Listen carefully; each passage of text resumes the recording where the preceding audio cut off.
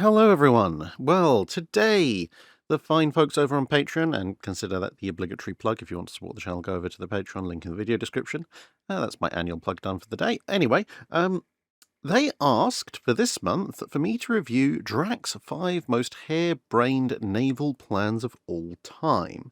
Now, one or two of these I may have covered in various other videos, sometimes in depth, sometimes just mentioning, but, well, since there are some really harebrained naval plans out there, these are my top 5 as of, well, Q2 2026. If you have others that you'd like me to review in detail or in another top 5 or something like that, obviously pop them down in the comments below. But I've selected these 5 specifically, not so much because they were completely and utterly disastrous in the long run, although many of them were, but that wasn't the main criteria. The main criteria that I've used to select these 5 is simply because there were so many obvious alternatives, and it was fairly obvious to anyone who stopped to think for more than 5 seconds that these really were not going to work or could have very, very significant unintended consequences going further. Because ultimately, some naval plans do go terribly, but to be fair, looking at it from the perspective of the time, you couldn't necessarily have known that, or maybe there was a decent chance it might have gone okay, and you rolled the dice and, well, it came up short. But anyway, let's get on with number 1. And for this, we go to the beginning of World War I, specifically the 3rd of November 1914. Now, at this point, the Ottomans had proven themselves rather a thorn in the side of the Triple Entente. They'd allowed Goeben and Breslau to escape into Ottoman custody and later theoretically joining the Ottoman Navy. And by the 3rd of November, the Ottoman Navy Ottoman branch of the German Navy had launched a raid using Goeben and Breslau on the Russian Navy in the Black Sea. And so, in the great 19th century imperial spirit of something must be done, yes, imagine twitching a large handlebar moustache at this point, the Royal Navy and the Marine Nationale decided that they would do something. And that involved sending the battle cruisers Indomitable and Indefatigable, along with the French pre-dreadnoughts Suffren and Verité, to go and shoot up the outer forts of the Dardanelles. Now, officially, this was classified as a testing of the defences. In practice, there was very little, apart from perhaps the scale of it, that was all that different from a 19th century, yes, well, the uppity colonials have started rebelling against their betters, therefore, we should blow some of them up with some of our ships, and that'll show them what for. Essentially, it was a 19th century colonial slap across the face, knock it off, don't do it again, or else. And to be entirely fair, the bombardment went fairly well. The French took one side, the batteries at Kumkale, and the British took the other side, the batteries at Sed el Bahar. I think that's how it's pronounced. Apologies if I got that a bit wrong. But in any case, they started shooting things up. Indefatigable and Indomitable both recorded that their first salvos were slightly to the left, but then they corrected, and their second salvos landed pretty much dead on target. And you can tell that this was very much a colonial-style operation, because they were even told going in exactly how many shells they were allowed to fire. It wasn't even a case of, we want to actually blow these things up.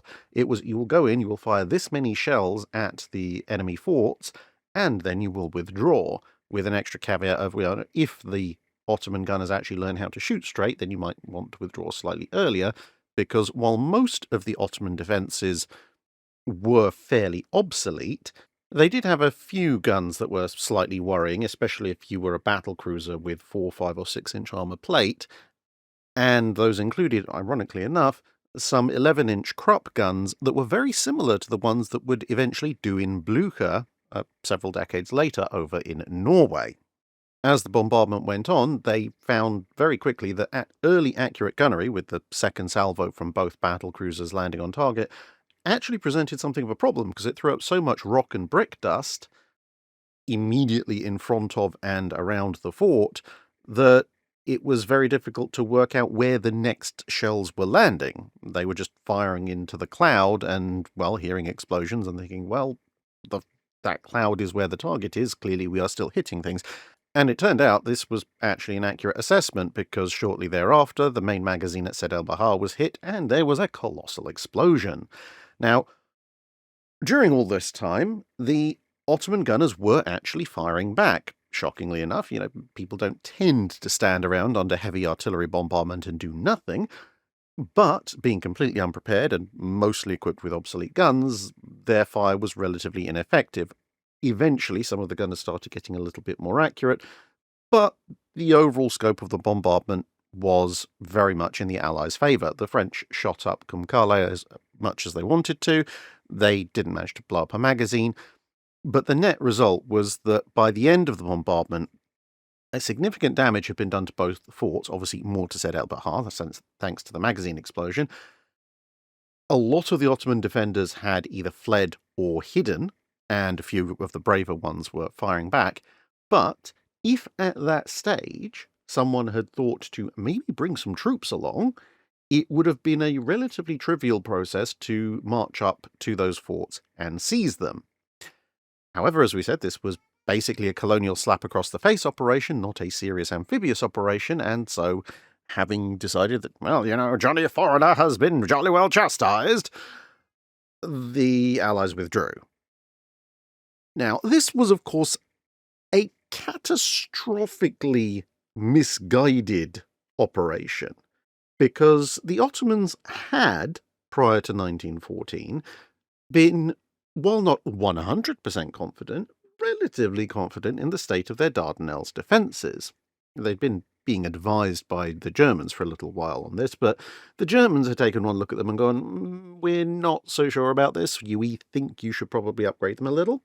And the Ottomans said, no, we appreciate that feedback, but really I think we've got enough guns and enough forts, we'll be okay.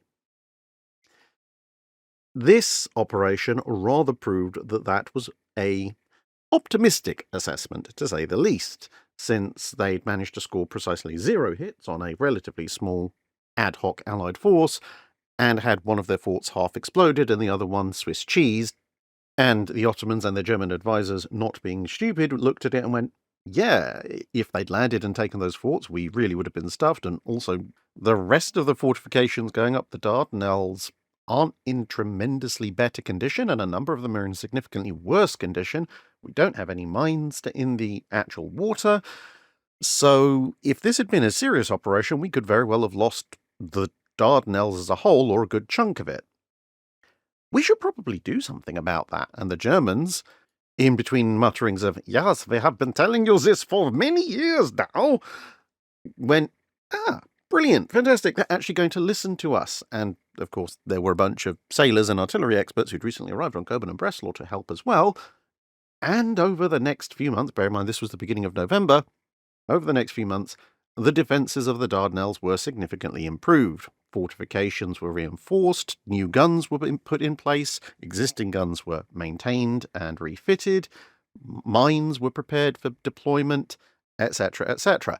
And so that meant that in February 1915, having convinced themselves from the results of the November bombardment that the Ottoman defences were pretty much an easy pushover, the Allies showed up with a nice big fleet of mostly pre-dreadnoughts intending to just blow their way through the Dardanelles, sail up to the Ottoman capital, and demand their surrender.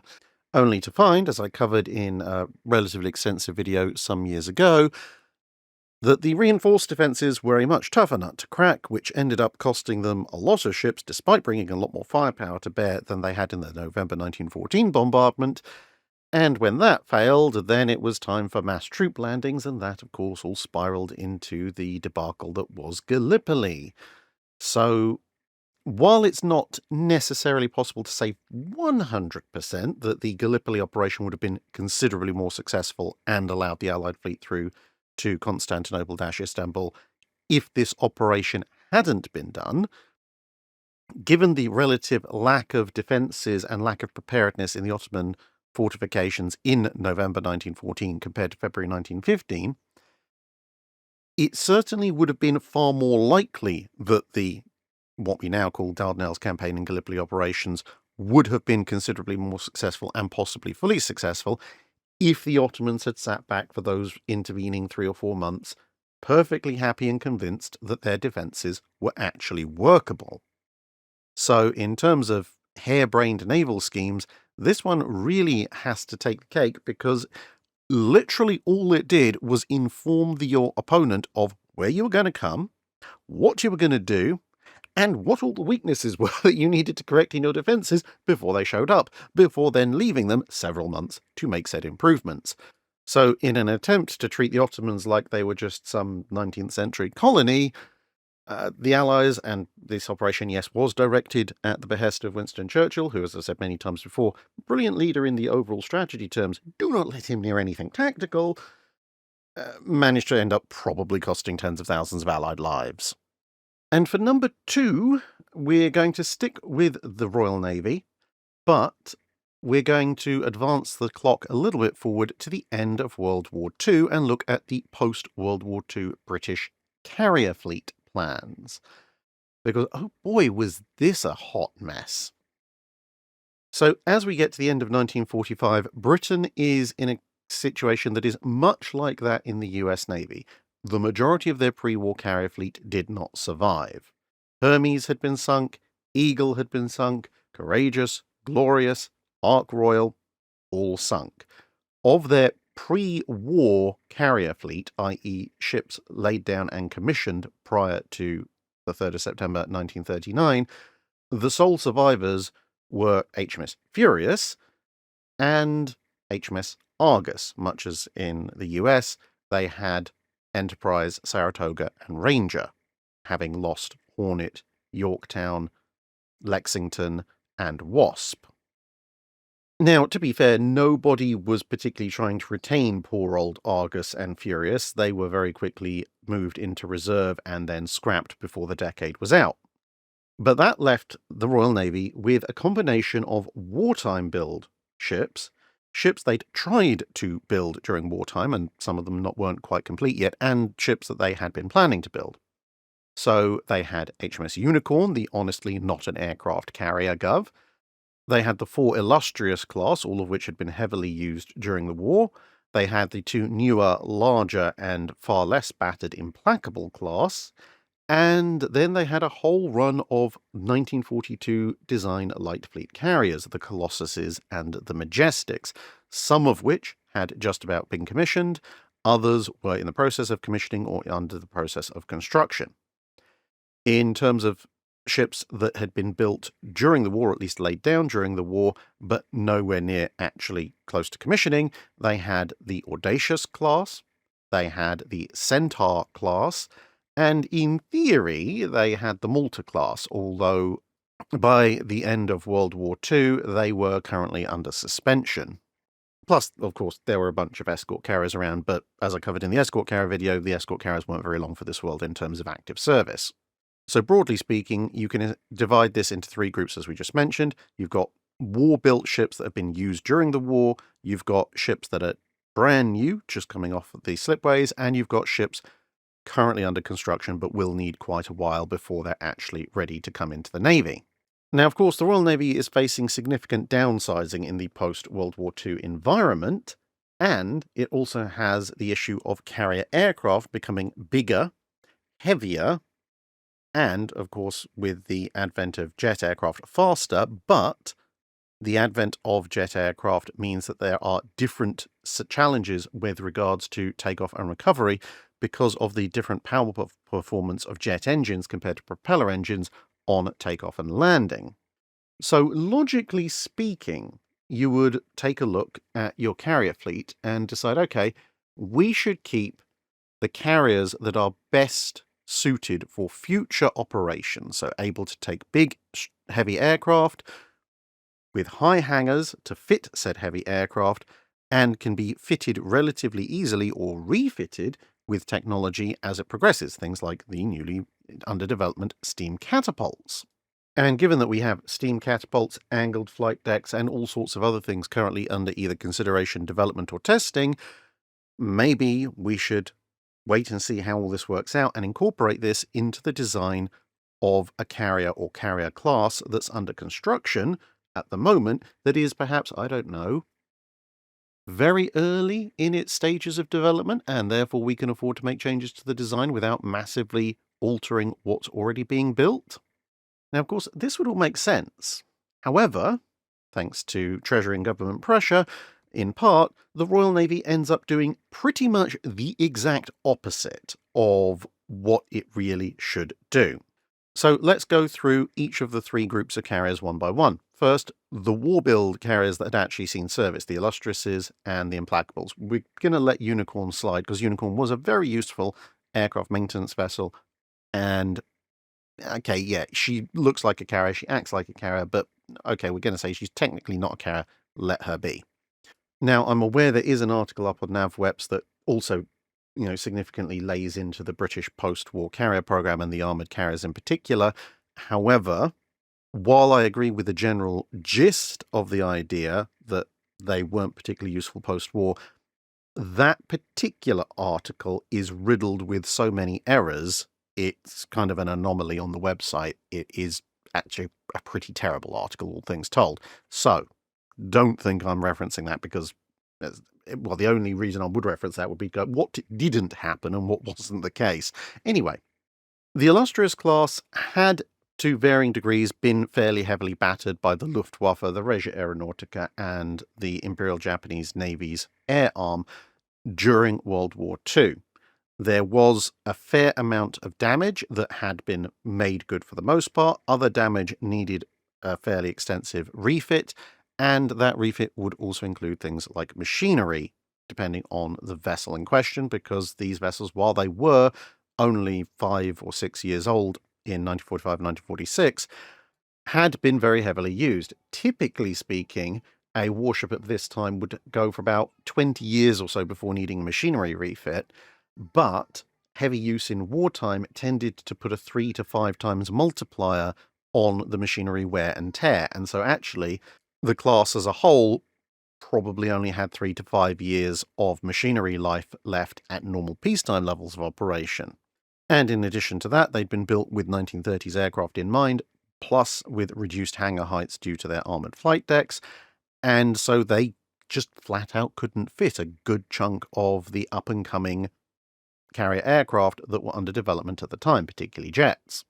Also, having been built under naval treaty restrictions, the Illustriouses had a fairly small air group. They had managed to significantly improve that in the Pacific by using deck parking, but it was still somewhat restricted compared to the Implacable class, which were also armoured flight deck carriers, but they were considerably larger, could support considerably more aircraft, had a lot more machinery life left on them because, well, they'd only commissioned in 1944, so they had run for a relatively limited time during the Second World War. And while their hangar height was also fairly restricted, there were only 2 of them compared to 4 Illustriouses, and there were sketched out plans at that stage which demonstrated that if you did take them in for a refit in, say, the early 1950s, you could combine the 2 hangars into one much larger hangar, which would still have a fairly respectable air group and would be able to accommodate aircraft of any realistic size.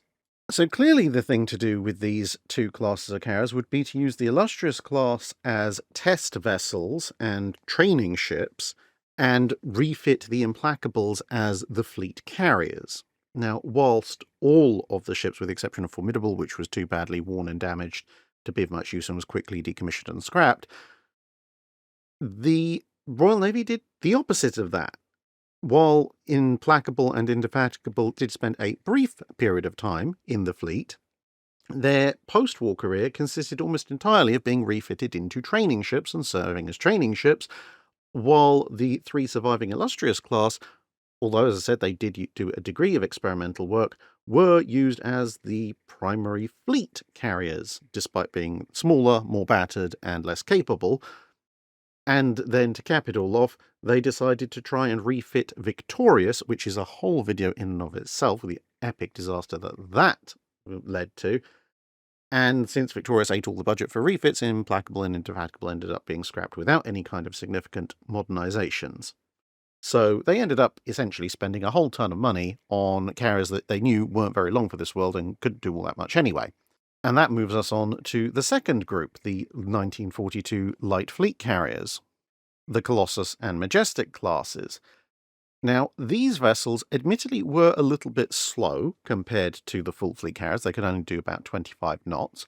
But thanks to not being armoured carriers, they were almost as large as the Illustriouses, displaced considerably less, and could carry considerably more aircraft in hangars that were considerably higher.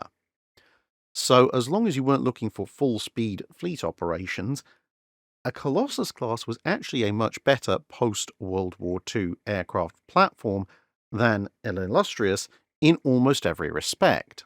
And let's face it, the Soviets didn't exactly have a high-speed battle fleet that was going to come chasing you. And they were pretty much brand new. They were all coming into service for the most part in 1945, with a handful that were still under fitting out. And then there was the Majestic class, which were also under construction and could be finished relatively quickly if they wanted to. And the Majestics were slightly evolved versions of the Colossuses that were even more capable of supporting modern aircraft. So again, logically speaking, if you were concerned about carriage of number of aircraft, being able to have hulls in multiple places, being able to have hulls that would endure for a fairly long period because they're brand new, it would actually make sense to get rid of the Illustriouses very quickly. And, okay, yes, Britain needs money. Maybe you want to sell some carriers on. Maybe sell on the Colossuses because they are this slightly less capable of the two 1942 designs.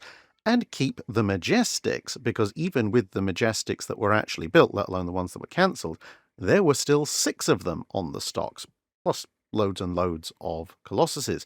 So you could replace 4 Illustriouses, 3 realistically given Formidable's condition, with 6 Majestics, which would give you cheaper hulls to operate, bigger hangars, more aircraft capacity, and being unarmoured, it would also be a very easy job to modify them going forward, given the various systems that were under development, as we've already discussed. So what did the Royal Navy do?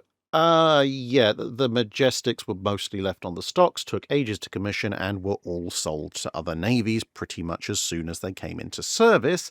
They did retain a few of the Colossuses, the less capable ones, and sold a bunch of them on to various other navies as well, all the while trying to vaguely and bravely pretend that the Illustriouses still had a good future. And that leaves us with the ships that were definitely still under construction, so the Audaciouses, the Centaurs, and the Maltas. Now, again, logically, what would you do? Perhaps use some of your cheap, lightly built 1942 fleet carriers, maybe some of the Colossuses you don't manage to sell, as experimental ships to test all these new systems. And then, given that the Maltas are the least under construction, but also have the most capability going forwards, as they are the largest, then those ships can be completely redesigned essentially on the stocks, and you can build brand new carriers, perhaps in the 1950s when there's a bit more money available, and these will be essentially, if you imagine the midway refits of the mid-Cold War period, something approximately similar to that. Now, you already do have the Centaurs and some of the Audaciouses on the stocks, and the Audaciouses are obviously more capable still even than the Implacables, and the Centaurs, likewise, are far more capable than the Majestics. But the problem is, if you build the Maltas, the Audaciouses, and the Centaurs and try to have them all in service at once, you'll have 3 separate types of hull in service, assuming that you don't still have any of the previous hulls still in service. And bear in mind, at this stage, most of the Centaurs either hadn't been laid down at all or had barely had any work done to them. A couple of them had some work done. Eagle and Ark Royal, or the ships that would eventually become Eagle and Ark Royal, had somewhat more substantial work done to them. That's the 2 Audaciouses, and they were, technically speaking, 2 more supposed to be on the books, one of which was actually, again, partway under construction. So, once more, logically, you would suspend all the work on the Maltas and the Centaurs and use them as essentially a high-low mix, the Maltas being the big ones, the Centaurs being somewhat smaller supporting vessels, but all designed to operate modern aircraft and take into account all the lessons that you're learning from operating and modifying and testing all your previous carriers. What to do with the Audaceuses is a little bit more difficult because they do need to be constructed and launched fairly soon, if for no other reason than to free up the slipway spaces. But given that they would be of an intermediate step between the Implacables and the Maltas, it would be logical to perhaps launch them and complete them relatively quickly, get them into service, which would allow you to then make a choice of either keeping them in service to replace the Implacables without doing an extensive refit of their hangars, or operate them alongside the Implacables for a while, which would give you 4 large fleet carriers at the very minimum, assuming you didn't also complete the third Audacious, and that would give you a decent core of a post-war carrier fleet while you were waiting for the Maltas to come along, and then once the Maltas did come along, you could then make a decision of, are we going to keep the Audaceuses and the Implacables around long-term as secondary vessels? Are we going to turn them into helicopter support ships, or are we just going to get rid of them, or maybe even sell them on, considering the Royal Navy was doing a bit of a fire sale with aircraft carriers in the late 1940s? So, collectively, what does the logical course of action add up to? Well, pretty much put the Illustriouses into reserve-scrap immediately, keep the Implacables around, sell off the Colossuses to raise money, keep the Majestics around, use the Majestics as your test bed, possibly with 1 or 2 unsold Colossuses as well, and use all of that to influence redesigns for the Centaurs and Maltas, which you can hold off on building until lessons are learned, and then in the early 1950s, when you have a bit more money, then you can build the Centaurs and the Maltas as your brand new Cold War fleet with angled flight deck, steam turbine, catapults, etc., etc., etc. And the Audaceuses are really about the only thing that are going to be a little bit of an intricate question to solve. And what does the Royal Navy do instead? They cancel the Maltas, they hold Eagle and Ark Royal in abeyance, which leads to all sorts of problems going forward because, well, a half-completed ship gets all sorts of water infiltration and interesting issues. They sell off all the Majestics. They keep a few of the less capable Colossuses around and sell off most of those as well. And as we said, they turn Implacable and Indefatigable into training ships, try to refit the Illustriouses, fail abysmally at that, and end up wasting vast amounts of money, which results in, by the end of the 1950s, a much, much reduced and much less capable Royal Navy carrier fleet. About the only real success story to come out of the entire debacle was the fact that despite all the abuse heaped on them while they were under construction, Eagle and Ark Royal proved somewhat useful to the Royal Navy during most of the Cold War, and the Centaurs in particular proved to be outstanding vessels, hanging around for a very, very long time. HMS Hermes in particular, of course, serving as the biggest Royal Navy carrier present during the Falklands War, and then sold to the Indians, and she actually made it into the 21st century. So, yeah, compared to something that someone could have come up with in half a day sitting down and plotting out a logical course, which would have saved money and given the Royal Navy a far more capable carrier fleet going into the Cold War, the Royal Navy, admittedly with a lot of pressure from the Treasury, ended up doing pretty much the direct opposite and suffered duly for it. So having given the Royal Navy a bit of a drubbing for the last 2 choices, choice number 3 would be the German naval build-up pre-World War I. This was a particularly disastrous and harebrained idea that essentially was based around a fundamental misunderstanding of what sea power means, something that was quite common with a lot of navies when they read about Mahan's doctrine, but also specifically when it comes to Germany's relationship with Britain. You see, at the start of the 20th century, Britain and Germany were actually fairly close. Britain's traditional enemies were France and Russia, and, well, although Germany hadn't been around for all that long as a continuous unified country, Germany's natural enemies were also France and Russia. So, in the general British trend of finding an ally to keep one power from becoming a general European hegemon, Germany seemed to be a good choice because it was situated between France and Russia. It would stop them being able to unite and combine their forces. And since Germany generally didn't want to fight a two-front war, it was unlikely that Germany would try and dominate the entirety of Europe because if they fought one, they'd have to then be attacked from the rear by the other. And since Britain didn't have a particularly large army, they weren't exactly going to be helping out in a ground campaign, although they could help out at sea.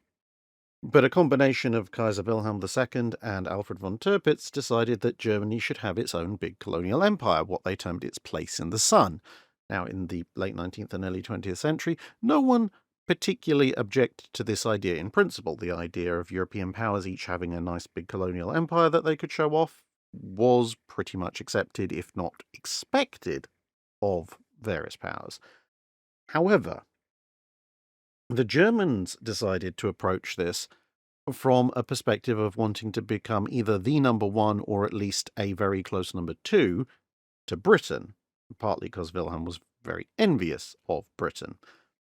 But even with Germany's rapidly burgeoning industrial sector, one thing was very clear very quickly. Germany did not have the shipbuilding infrastructure to outbuild the British. And on top of that, because Germany was a continental European power, it needed to have a large and powerful army because, well, other nations around it had large and powerful armies as well. And that meant that even if German industry could exceed British industry in terms of total output, a lot of that industrial output, both in terms of actual manufactured goods and money generated, would have to go into the army. So a smaller budget would always be available for the navy. And from that was derived the risk fleet theory. And this was the idea that if Germany had a fleet that was large enough, not as large as the British, but large enough that if the British fought it, it would massively diminish the Royal Navy's strength, then, although the Royal Navy would be technically capable of defeating them, the British wouldn't want to try, because in so doing, they would weaken the Royal Navy to a point where other navies, which at that point were massively behind the Royal Navy, would then be large enough to pose a significant threat and perhaps take advantage themselves. So, for example, if the German fleet was 60% the size of the Royal Navy, even if the Royal Navy only lost 40% of its strength fighting and destroying the German fleet, it would leave the Royal Navy at about the same size as the German fleet had been, at which point, for example, the French and Russian fleets combined might stand a chance of destroying it. And obviously, if the German fleet was larger, the Royal Navy would lose more ships fighting it, which would make France, Russia, the US, etc., even more likely to jump in and opportunistically finish off what remained. And thus the reasoning went, if the Royal Navy didn't want to fight the German fleet, the alternative would be to either let the Germans do whatever they wanted, or at the very least to come to some kind of accommodation, which was at least broadly in favour of Germany. But the reason this was a fairly harebrained naval scheme was twofold. Firstly, it relied, as so many naval plans seem to do, both real ones and hypothetical ones that people put forward, on the opposition, in this case the British, just doing what they were already doing and not changing in the slightest. So what happened as the Germans started to build up their fleet is that Britain went, oh, a threat. Okay, well, I guess we'll start building more ships, which of course meant the Germans had to build even more ships to keep up, and the British had a bigger and more efficient shipbuilding industry, so they started to rapidly pull ahead, and then of course Jackie Fisher went, also Dreadnought. And that kind of kickstarted the Dreadnought arms race. But as it turned out, the British were capable of building vastly more warships and also building them considerably quicker than the Germans could. And so the Germans ended up in a spiraling arms race they physically couldn't win, which ended up drawing up a huge amount of money from their army, which wasn't very happy about it, that fact. And when the army finally put their foot down and said, no, we want some of our funding, and the British just kept on building ships for a while because they didn't quite get the message that the Germans had kind of thrown the towel in, the British ended up with a fleet that actually put them even further up the superiority list compared to everybody else's navies than they had been before, at which point the entire point of the Risk fleet went out the window because the Risk fleet was still much smaller than the British, but now even if Tirpitz's idea had come true and the British had fought the Germans and lost a proportion of their fleet and then ended up with everybody else turning on them, the remnant of the Royal Navy that would have been left would still have been big enough and mean enough to fight any realistic challenger. And of course, the British could continue to churn out even bigger and more powerful ships. So yeah, the first error was not realizing the British would just crank up their own shipbuilding volumes. And the second problem was a far more geopolitical one, and that was simply a failure to understand what a navy meant. To the Germans, a navy was a tool of power. It was a way of asserting their dominance or their position in the grand scheme of things. And for most people, this is what a navy was. For the British Empire, however, a navy was an existential issue.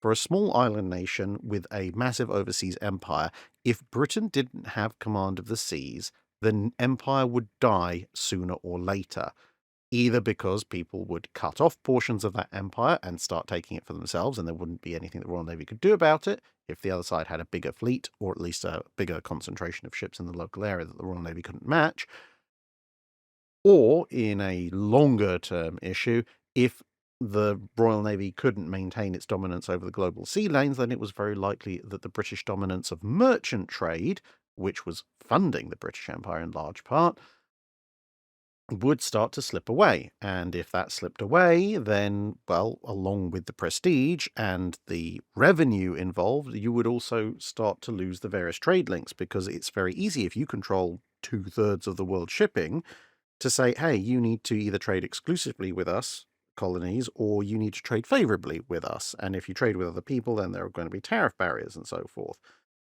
But if, because you've lost command and control of the seas, you then lose the position as the world's most dominant merchant carrier, then other merchant carriers and their nations can offer better and more favorable rates. So at that point, you neither are now trading at parity, or perhaps even they are trading more or more favorably with other nations.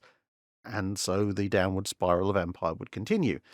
And so if Britain wanted to maintain its empire, it had to have a big navy. And that meant that not only were they going to invest a lot of money in it anyway, but if someone appeared to challenge that navy, they would throw pretty much everything and the kitchen sink at keeping their dominance at basically all costs up until they physically ran out of money. And, well, at the beginning of the 20th century, if there was one nation that wasn't going to run out of money before everyone else, it was going to be the British Empire.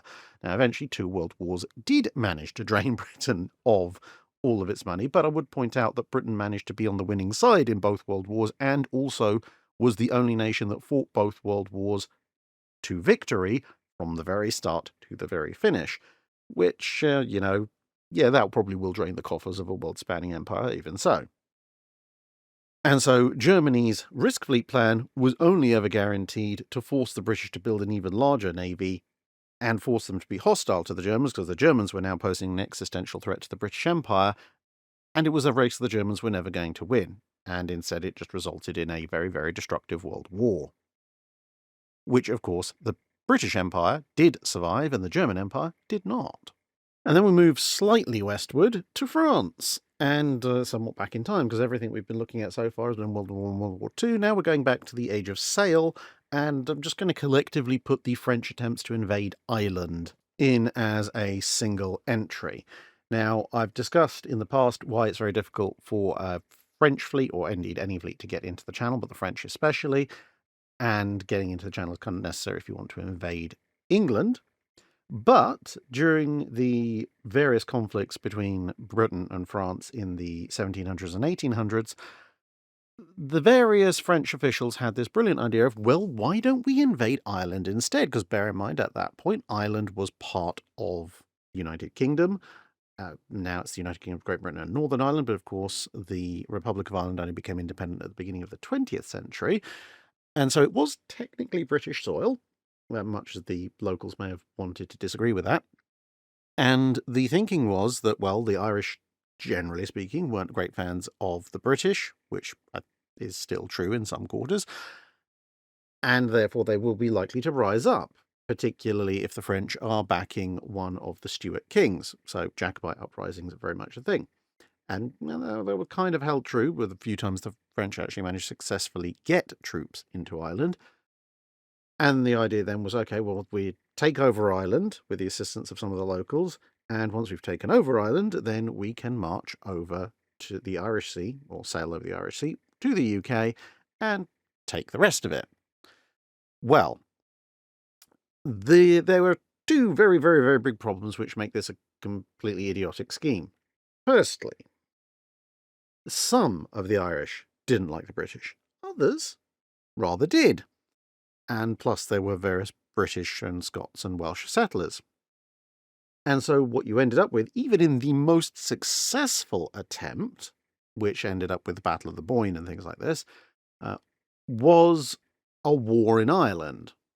At which point, well, Britain is a lot closer to Ireland than France is, so it's easier to supply a British army in the field in Ireland. Both sides have local support in various areas, but the British, thanks to, in part, just being there already, and thanks to the Irish habit of having semi-continuous uprisings, also had a pretty good idea about how to fight in Ireland. The French really didn't.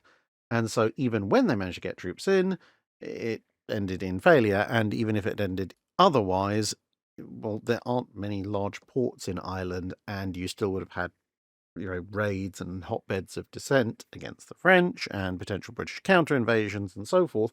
But even so, even assuming that Ireland was now somehow happily united under French rulership, you still would have faced exactly the same problem which most of the invasion attempts to Ireland faced, which was the weather between northwestern France and Ireland is pretty terrible most of the time. And also, the Royal Navy and all of its bases are still in between. So if you do launch an invasion fleet and it does sail to Ireland, if the Royal Navy doesn't think that the weather is going to just smash up and disperse your fleet anyway, which it usually did, they can very easily sail ships out to intercept you. And if they don't intercept you on the way in, they can intercept you on the way back, so you won't be able to run supplies to your army in Ireland, so they'll wither on the vine pretty quickly. And of course, every time they intercept and capture some of your ships, well, the Royal Navy's gotten stronger, your Navy's gotten weaker, which means follow-up supply attempts and or follow-up invasion attempts are going to be at even less strength. And this is historically what happened. The French spent huge amounts of money, huge amounts of time, and huge amounts of men and ships constantly trying to send invasions over to Ireland, and the vast majority of them ended up sunk or captured and put into British service, and it cost them a huge amount of money and a huge amount of troops, which was a net drain on the French economy generally, and specifically on the French war effort. The harebrained part is that they just kept doing it. Now, to be fair, even the French Navy eventually learned, and by the time you get to the Napoleonic Wars, various people are still floating the idea, and the French Navy, as the 1700s go on, starts to resist the idea more and more and more and more. But it is still tried occasionally. This is why you get the battle between Indefatigable and Amazon against the Duat de l'Homme, Duat de l'Homme being one of the last holdout survivors of the latest invasion attempt against Ireland. So, in summary, it's something that is very unlikely to work, didn't historically work, they kept trying again and again and again, and it kept failing, and they kept trying. And even in the world's most optimistic scenario, where somehow it does work and they end up in control of Ireland, well, they now have a very similar problem to the problem they originally had. They've still got to get a fleet to England, and the Royal Navy is going to be sitting there going, I don't think so. Except now you have a massive supply problem to deal with as well. And then finally, in our list of most harebrained naval plans of all time, we're going to head still further west, all the way across the Atlantic, to the United States. And specifically, we're going to look at the first couple of decades of the United States as a country, because the United States had initially formed during the American War of Independence with a navy, the Continental Navy. Admittedly, it was a little bit of a slapdash job, few purpose-built warships, a lot of repurposed vessels, and I do need to do a video on the Continental Navy at some point. But broadly speaking, the United States did have a navy, and indeed this is kind of why the United States Navy itself justifies its existence as technically being older than the country, because the Continental Navy was formed before the United States actually itself formed, or was internationally recognized at the very least. But in the years subsequent to that, the US Congress and various US politicians took a view that the United States didn't need a navy at all. On land, through a mixture of political ideology and, to be fair, propaganda that was already beginning to embed itself and has embedded itself in popular American culture very much even to this day, they'd gotten into their head that citizen militias were somehow an effective fighting force on their own and would suffice to be the sole defense of the United States. Well, the War of 1812 kind of showed how that particular paradigm worked out in various places, like the battles of Bladensburg, but nonetheless, at sea, the same decision was taken. They wanted to cut costs, so they decided to get rid of a navy on the broad justification that the United States wasn't going to get involved in any wars overseas, and as such only needed to worry about home defense, and for home defense they could rely on citizen militias, which would consist of small rowing boats with single 24 or 32-pounder cannon on them, which weren't even purpose designed to hold cannon. They were just general inshore craft, which would be called up in a time of need to form a little gunboat squadron, which would presumably go and see off the attackers. The reason this counts as a harebrained naval plan is, well, there's lots and lots and lots of reasons, but a few of the highlights include the idea of small single gun or 2-3 gun equipped gunboats fighting larger navies had been tried repeatedly at this point in history, and it had never worked. Because if the enemy showed up with any substantial naval force, and let's face it, if anyone was coming to attack the continental United States, they had to have a navy that was capable of projecting power across the Atlantic, so it was going to be a fairly substantial naval force. Well, the minute there's any kind of rough weather that can, swamp a boat that has a 1-foot freeboard, yeah, the big navy is going to be there, and you aren't. If the wind is particularly decent, the big navy can outsail you. And yes, you can row up to them in periods of calm, but at that point you are still an open-topped boat armed with a single cannon, or maybe a handful of them, and the ship that you're attacking has lots of cannons and can use its anchors and lines to maneuver itself around and shoot you with a lot of canister shot, and one hit with a decent round shot and your boat is going under. And of course, if the Navy decides that maybe for whatever reason going up a river or into an estuary full of angry colonists crawling around with tiny boats armed with guns is not to their liking, well, they can just up sticks and move. And they can either go to another area, but if they don't want to go to a completely different town or city, which may, to be fair, have its own little sea militia, they can just go 10 miles up the coast if they want to land troops, and they're going to get there a heck of a lot faster than you are. Plus, of course, there's the fact that these small little rowboat militias don't have any kind of significant staying power. Yeah, you can row out, but you don't have any real supplies, so you can row out for the day, maybe stay out overnight if you're feeling particularly ambitious, and then you have to go back again. A big sailing ship that's just spent weeks, if not months, coming across the Atlantic, it can afford to wait a couple of days for you to get bored and go home, and then continue its operations. And so, even based on historical precedent, it was very clear that this was never going to work. They just decided it was going to work because ideological reasons. And then, of course, you had the other problem, which was that in the late 1700s, the United States depended very, very heavily on international trade. It was not the kind of self-sufficient economy that it would later become. Now, of course, even in the early 20th century, the United States still needed international trade to be as powerful as it was, but by that point, even if the United States had been fully cut off by a blockade, it could survive on its internal economy and industry. In the late 1700s and early 1800s, this was very much not the case. If you didn't want the entire country to go into complete economic meltdown, you needed to maintain the trade routes. And, well, how do you maintain those trade routes? Well, you have friendly relations with everybody. Unfortunately, the single largest naval power on the planet was the Royal Navy, and understandably, in the aftermath of the War of Independence, they weren't particularly happy with the Americans, so the Royal Navy wasn't going to be protecting American merchant ships anytime soon. And, then the Americans decided we are going to try and trade with everybody in the middle of a massive global conflict. And then the French decided that they didn't like this either. There's a whole bunch of other reasons for the quasi-war, but short summary.